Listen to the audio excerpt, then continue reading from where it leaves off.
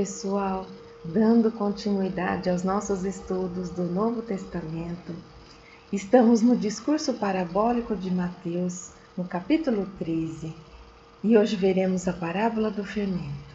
Parábola que pode ser encontrada no Evangelho de Mateus, capítulo 13, versículo 33, e no Evangelho de Lucas, capítulo 13, versículos 20 e 21. Em Mateus, outra parábola lhes falou: o reino dos céus é semelhante ao fermento que uma mulher tomou e escondeu em 3 sacas de farinha, até estar toda fermentada a massa. Em Lucas, e disse novamente: a que assemelharei o reino de Deus? É semelhante ao fermento que uma mulher tomou e escondeu em 3 sacas de farinha, até estar toda fermentada a massa. As narrativas são semelhantes, notamos a diferença na expressão reino dos céus e reino de Deus. São termos sinônimos. O que acontece é que Mateus escrevia para leitores judeus extremamente sensíveis ao uso direto do nome de Deus. Por isso, ele faz a troca da palavra Deus por céus. Mas uma outra palavra nos chama a atenção nessa parábola: saca. O que significa isso? E a nossa querida amiga Corujinha vem nos explicar que saca é uma medida hebraica para coisas secas, que corresponde a aproximadamente 13 litros. Só que não há precisão no tocante às medidas da antiguidade e essas conclusões são tiradas a partir de evidências disponíveis. Vamos agora para o principal elemento da nossa parábola, o fermento. E aqui precisamos de alguns dados culturais para compreendermos melhor o seu significado. Snodgrass vai nos dizer que no mundo antigo o fermento era simplesmente uma porção de massa em fermentação.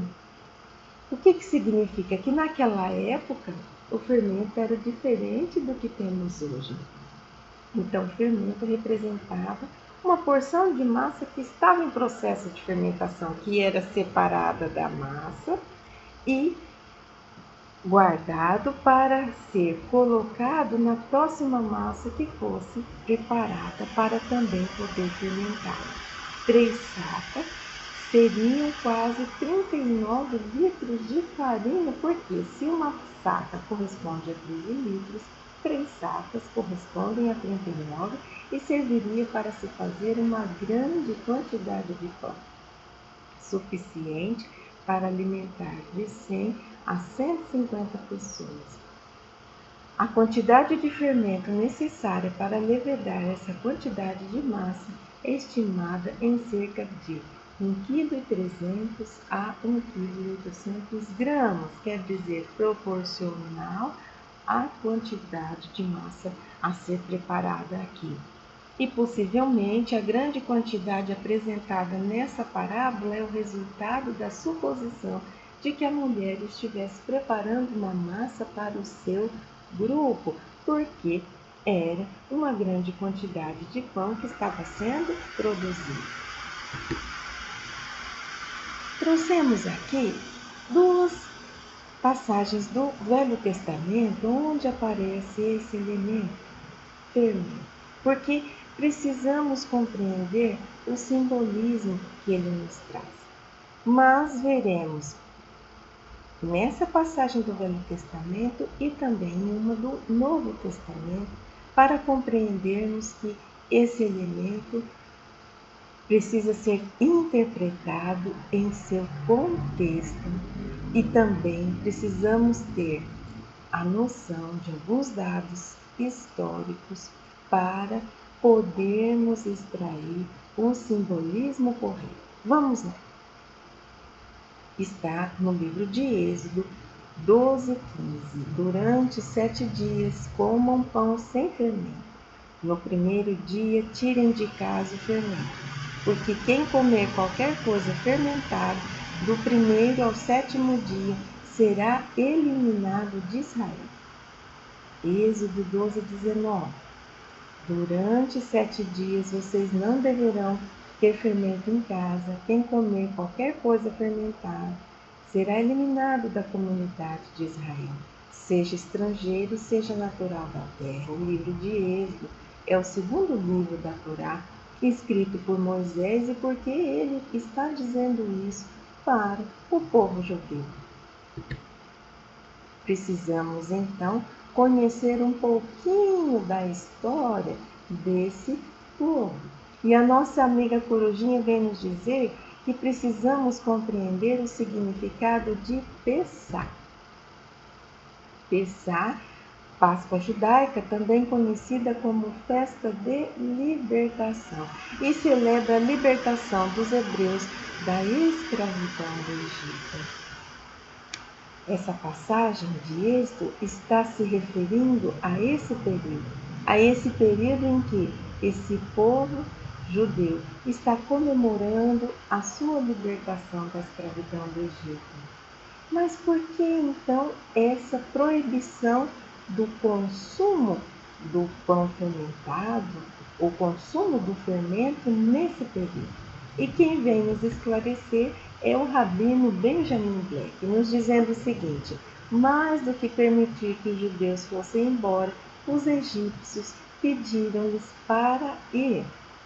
Eles o fizeram tão rapidamente que nem tiveram tempo para esperar que os pães para a jornada fermentassem. A rapidez que os judeus foram redimidos ficou simbolizada no pão achatado, denominado matzá, que se tornou o alimento ritual da comemoração de Pessá, festa da liberdade. Então, o que isso significa? Que aquela proibição do uso do fermento estava relacionada à celebração da libertação dos judeus da escravidão do Egito.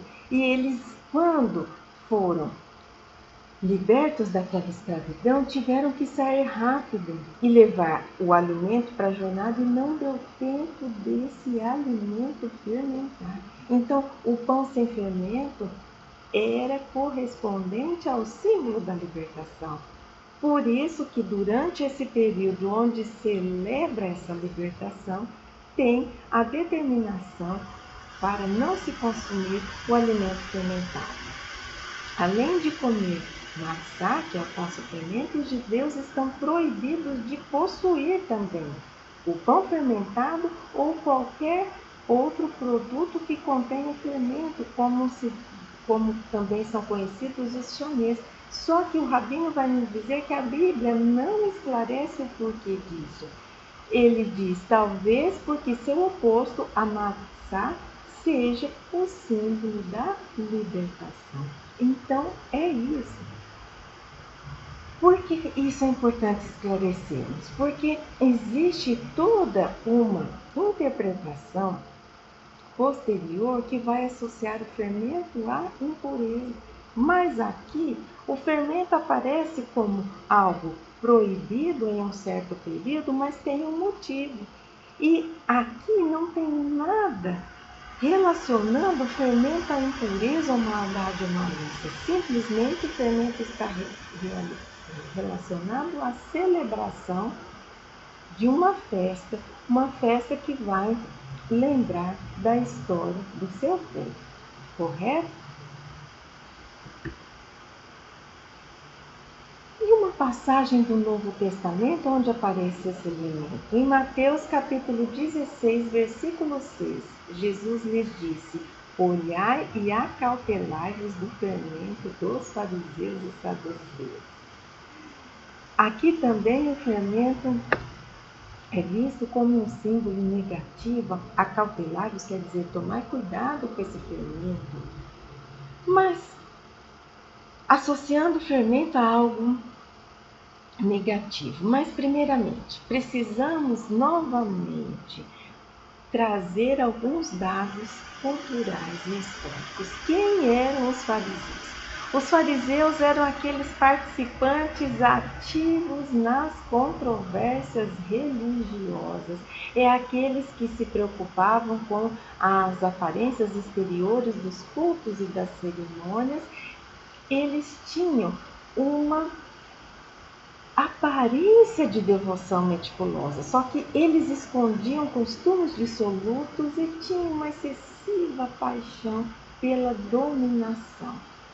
E os saduceus? Quem eram os saduceus? Os saduceus eram os materialistas da época. Eles não acreditavam na imortalidade da alma, acreditavam em Deus. Só que, por não acreditarem em nada depois desta vida, o relacionamento com Deus era baseado em um sistema de trocas e recompensas temporárias. Dito isto acerca de fariseus e saduceus, podemos então relacionar o fermento como aquilo que estava oculto, aquilo que movimentava e mobilizava os fariseus. E assim, a nossa amiga Corujinha foi pesquisar um autor chamado Locaia, que vem nos dizer que o fermento dos fariseus era a formalidade hipócrita ou a religiosidade ou uma cegueira religiosa. E o fermento dos saduceus era o ceticismo e o racionalismo. Então, o fermento aqui está relacionado com as características desses fariseus e desses saduceus. Por isso que precisamos ter cuidado com as interpretações e não generalizarmos, porque cada elemento precisa ser interpretado no contexto da sua narrativa. Na passagem de Êxodo, descobrimos o motivo pelo qual o fermento era proibido. Aqui, Jesus estava recomendando cuidado com esse móvel que estava dentro do coração dos fariseus e dos saduceus. Mas e aqui, na nossa parábola? O fermento representa um símbolo positivo ou negativo? Será que há unanimidade nessa interpretação? O que vocês acham? Olha só o que nos diz esse texto. Nosso Senhor deseja nos confortar com essa similitude e deu-a para nós para que entendamos que o Evangelho, como uma porção de um novo fermento, uma vez misturado à raça humana, que é a nossa, jamais cessará a sua atividade até o fim dos tempos. Então, nesse texto, o autor está comparando o Evangelho a uma porção de um novo fermento. E olha o que ele nos diz um pouco mais abaixo. Da mesma forma que esse fermento, uma vez misturado à massa, nunca se separa dela, visto ter mudado a sua natureza. Então, quer dizer, esse fermento que, quando introduzido em uma massa, transforma a sua natureza. Também é impossível para os cristãos serem arrancados do Cristo. E aqui, quem diz isso para nós? Martinho Lutero, o pai da reforma protestante, trazendo então o fermento como um símbolo positivo. Esse fermento novo que é capaz de transformar uma criatura. Só que será que persiste essa interpretação do fermento como um símbolo positivo? O que será que outros autores dizem a respeito disso? Aqui, como já dissemos, as interpretações são divergentes. Então, ora aparece a conotação negativa, ora positiva. Alguns exemplos. Locai vai nos dizer assim: mas o Senhor, como um profundo estudante do Antigo Testamento, que com certeza o era, porventura se oporia contra o antigo inspirado significado do fermento? Ele aqui está relacionando aquela passagem da proibição do consumo de tudo que for fermentado, referente ao período da Páscoa, como já vimos mais detalhadamente. Mas Jeremias vem nos dizer assim: e o pouquinho de fermento que penetra a massa e faz crescer toda a massa era corrente entre eles, a partir da interpretação da festa da Páscoa, como símbolo de maldade e malícia. Jesus tem a ousadia de dar às comparações um uso contrário. Assim acontece não com as forças do mal, mas com a força real de Deus. Aqui também eles fazem uma associação do fermento como algo negativo, como uma maldade, baseado naquela proibição de Êxodo, só que vimos que associar fermento à impureza e à maldade seria uma extrapolação das escrituras sagradas. Só que aqui Jeremias está também trazendo o fermento na sua função positiva, como uma força real de Deus. Positivo ou negativo? Vamos ver o que nos diz Snodgrass. O fermento normalmente é visto de forma negativa, entretanto, alguns textos o apresentam de forma positiva, em especial no que diz respeito às ofertas pacíficas, às primícias oferecidas a Deus e às ofertas de ação de graça. O fermento e o mel não deveriam ser utilizados nas ofertas que eram queimadas. Ninguém conclui que o mel é negativo. Quando o fermento é utilizado de forma negativa, o contexto deixa isso muito claro, seja nas escrituras sagradas, seja em outros escritos. Então, aqui também Snodgrass está nos chamando a atenção para observarmos o contexto, porque ora ele aparece, por exemplo, como uma proibição, em outras passagens não, mas o contexto vai nos dizer isso. Sempre tomando cuidado para não extrapolarmos na nossa interpretação e atribuirmos ao fermento significados que não estão ali descritos ou mesmo subentendidos. E ele nos diz: nada aqui no contexto sugere algo diferente de um uso positivo. Ele enxerga assim o fermento como um símbolo positivo, dizendo que o fermento está para o início do reino, assim como a massa toda fermentada está para a realidade completa. Então, ele enxerga esse fermento como o início de um reino que é proclamado por Jesus. E a mulher? A mulher, o segundo elemento da nossa parábola, seria uma figura secundária ou essencial à mensagem. Locai vai nos dizer que muitos comentaristas imaginam que a sua inclusão seria natural, visto que a colheita no campo era um trabalho masculino, logo a preparação do pão em casa seria uma tarefa feminina.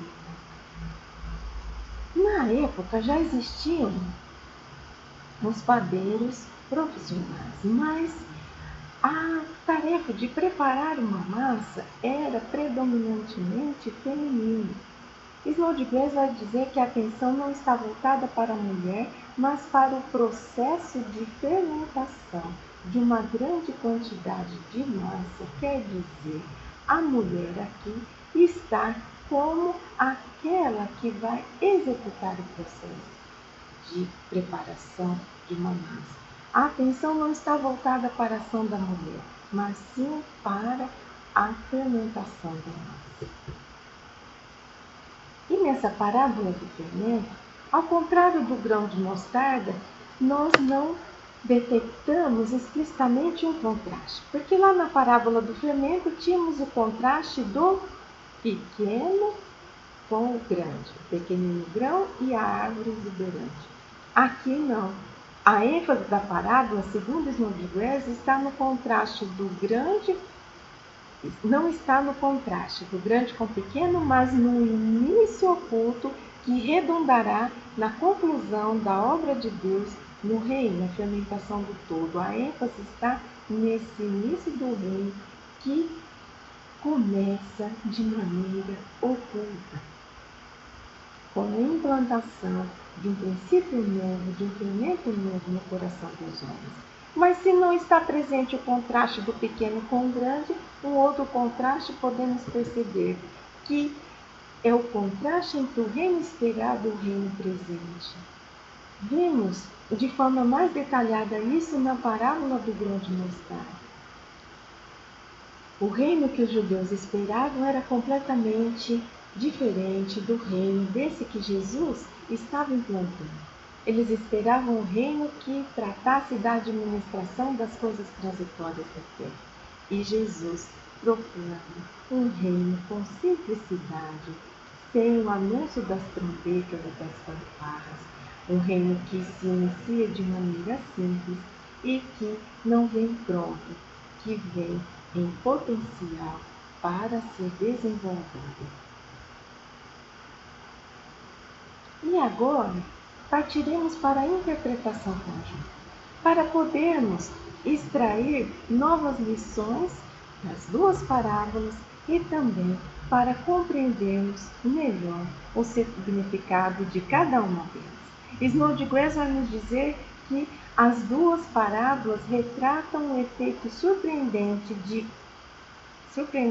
grande de algo pequeno, como o grão de mostarda, ou insignificante, que seria o fermento introduzido em uma massa. Demonstra a mensagem de forma mais veemente do que se as histórias estivessem operando de forma isolada.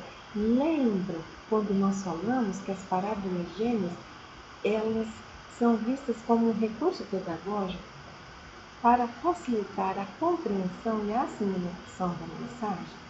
É isso que Snodgrass está nos dizendo.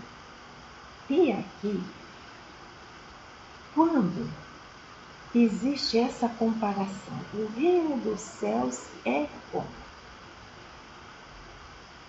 Essa comparação se refere a quê? Será que Jesus está comparando o reino dos céus com o grão de mostarda?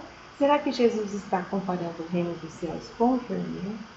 Será que Jesus está comparando o reino dos céus com tudo o que está descrito na parábola? Será que Jesus está comparando o reino dos céus com o processo de desenvolvimento do grão de mostarda e também o processo de fermentação da massa?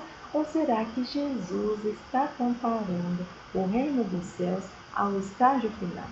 Vamos ver três opiniões aqui. A Nova Versão Internacional da Bíblia nos diz que essa expressão não compara um exercício da soberania de Deus com alguma pessoa ou coisa, mas com o retrato dado pela parábola como um todo. Snodgrass vai nos dizer que o reino é semelhante ao processo descrito na parábola. E Jeremias vai nos dizer que o reino está sendo comparado ao estágio final, ou seja, ao ramo que dá abrigo e à massa fermentada. Eu comungo da opinião de Snodgrass. Acredito que o reino dos céus está sendo comparado a todo o processo de desenvolvimento, tanto do grão de mostarda, quanto ao processo de crescimento de uma massa que recebe o fermento. Qual a ênfase das parábolas? O crescimento do reino. A partir do momento que consideramos que a parábola está comparando o reino dos céus ao processo nela descrito, nós então compreendemos que ela está enfatizando o crescimento do reino que está sendo proclamado por Jesus. Snodgrass vai nos dizer que, na verdade, essas parábolas enfatizam o crescimento e o poder que agem no cumprimento dos propósitos de Deus ao longo de um período de tempo, mas não fazem qualquer sugestão acerca da extensão do período, porque para um grão de mostarda crescer e para a massa fermentar precisa de tempo. Só que aqui Snodgrass está nos dizendo que não existe qualquer sugestão acerca dessa extensão de período. Que mais podemos extrair dessas duas belíssimas parábolas?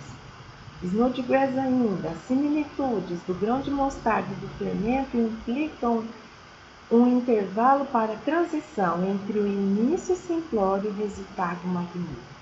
O que fica claro com relação ao intervalo de tempo é que o tempo do reino já teve início, mesmo que isso não esteja aparente, e chegará à sua plenitude. Isso é lindo. Então aqui Snodgrass vem nos trazer essa ideia de reino presente, reino que já havia sido anunciado por Jesus. E Jesus, como ele proclama esse reino? Ele lança a sua pedra fundamental do reino onde? Nos corações humanos. Ele chega de forma simples, de forma oculta para aqueles que não conseguiram compreender Jesus e para aqueles que não conseguirem enxergar em Jesus o Messias. Agora um outro olhar, porque até então trouxemos os olhares de estudiosos e autores do Novo Testamento dos ensinos de Jesus. Agora, baseado em tudo que vimos, podemos construir um novo olhar acerca dessas duas parábolas e para isso vamos colocá-la lado a lado. O que o grão de mostarda e o fermento nos dizem acerca do crescimento desse reino? Vamos lá. O grão de mostarda nos fala acerca de um crescimento do reino no âmbito externo, enquanto a parábola do fermento nos retrata o reino no âmbito interno. E esse reino no âmbito externo é manifestado pela multiplicação da mensagem da Boa Nova e também nas suas obras. E no âmbito interno, esse reino é manifestado através da autoiluminação, quer dizer, por esse processo em que a criatura elimina suas deficiências morais e adquire virtudes que são incorporadas permanentemente ao patrimônio do seu espírito. E esse crescimento do reino, ele terá sua plenitude com a transformação da realidade exterior. E o crescimento do reino na parábola do fermento, que nos retrata do âmbito interno desse crescimento, terá a sua plenitude quando toda uma coletividade tiver também ser iluminado interiormente. Vamos ver o que agora as duas parábolas nos trazem acerca das características do reino. O grão de mostarda nos traz um reino com características de exterioridade. A árvore que cresce e dá abrigo. Um reino que é visível. E um reino que tem a função de abrigar, proteger, sustentar, distribuir a graça de Deus. Um reino, então, que vai reger todas as ações, todas as leis e todas as relações entre as pessoas. E tudo isso será regido pelos princípios inerentes ao amor divino. E quais são as características do reino que a parábola do fermento nos traz? Esse reino é interno, oculto, assim como oculto é o fermento que é escondido na massa, e a característica desse reino é transformar um coração por completo.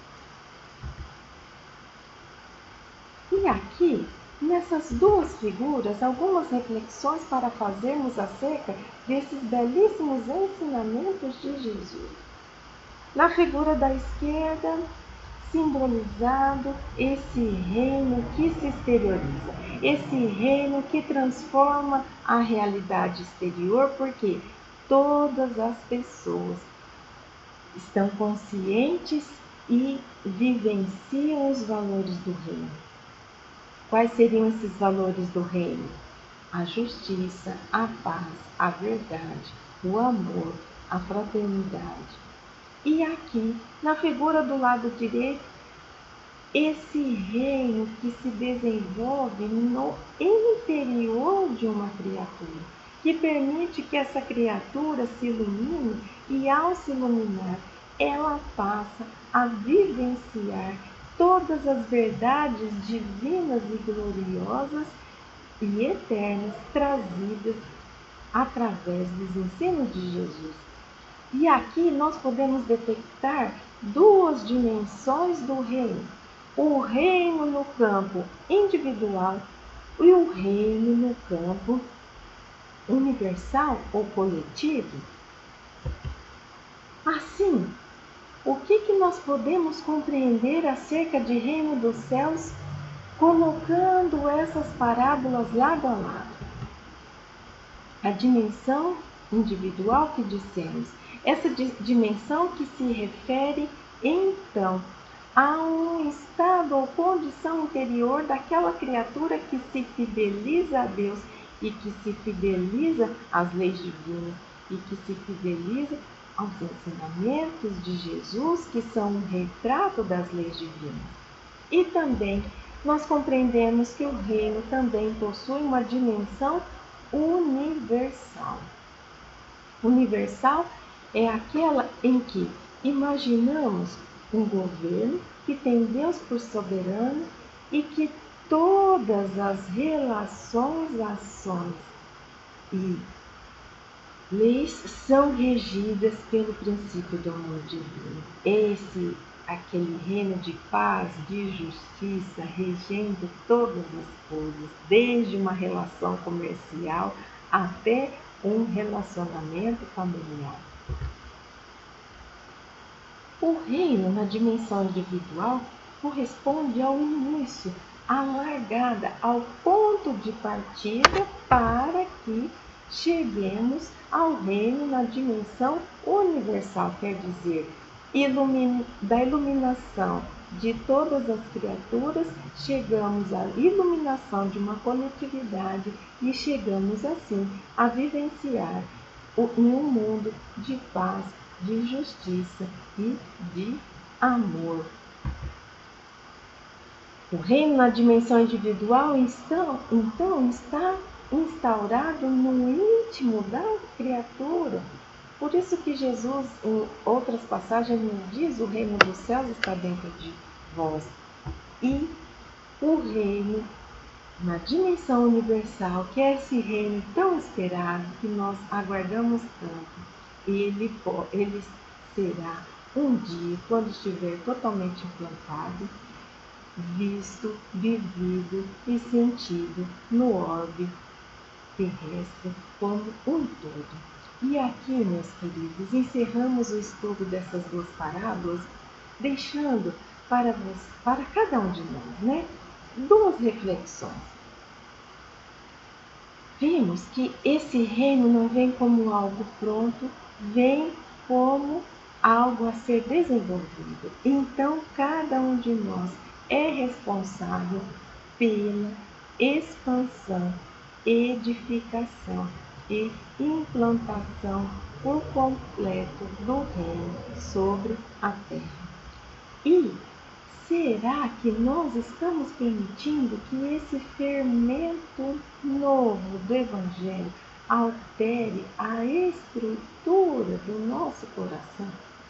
Transforme a massa, mude a estrutura da massa, ou seja, mude a nossa estrutura, fazendo com que deixemos de ser o homem velho e para tomarmos posse do homem novo. Quais obstáculos nós estamos encontrando nesse caminho para permitir que esse reino se desenvolva dentro de nós? Ficam então essas reflexões. Vamos nos despedindo e no próximo encontro daremos início ao segundo par de parábolas gêmeas, que são as parábolas do tesouro e da terra. Até lá!